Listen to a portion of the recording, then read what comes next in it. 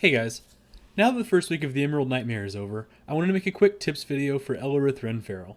It took my guild about 5 attempts to kill this boss on normal because we were hung up on the platform transition, which I'll get to later.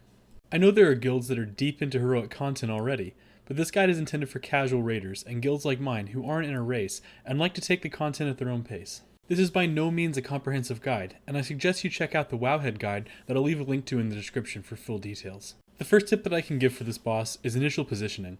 If you look at our raid markers, blue is the side of the room that you enter. We chose to start the fight at green, opposite of the room entrance, because the boss will do 2 wretched ambushes per platform. If the raid starts at green, then moves to blue for the first ambush, and then back to green for the second ambush, the boss will then transition and your group will be standing at the bridge that you need to cross to continue the fight. On our first few pulls, we were pulling the boss to blue and it just didn't work.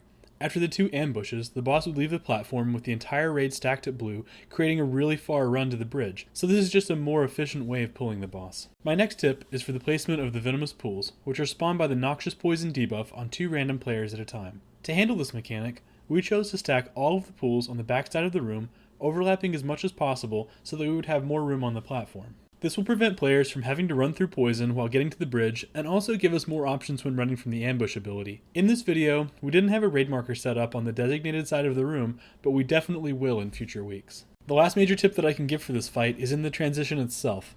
Popular YouTube video guides haven't really covered this because it didn't seem to be a part of the fight in PTR testing when those videos were recorded. The most key element of a clean transition is making sure that players who pick up the feather are jumping just before the bridge, then using their extra action button to land and kill spiders on the bridge. Other videos show the feathers just being there to cheese the mechanic and let a few players jump across the bridge to dodge tornadoes, but that didn't really work for our group at all. Players who didn't get the feathers had to manually cross the bridge and were getting destroyed by the spiders, even with the tanks helping. Even if your group tries to cross the bridge and DPS the spiders down, it's still inefficient to do so when the extra action button of the feather one-shots an entire group of the spiders. After that, the fight is pretty straightforward. Have the tanks share the cleave, take the tornadoes out of the raid, and repeat phase 1. If your DPS is strong enough, you should only have 1 bird phase and you'll have a very easy kill. As always, thanks for watching and feel free to subscribe for more content coming soon.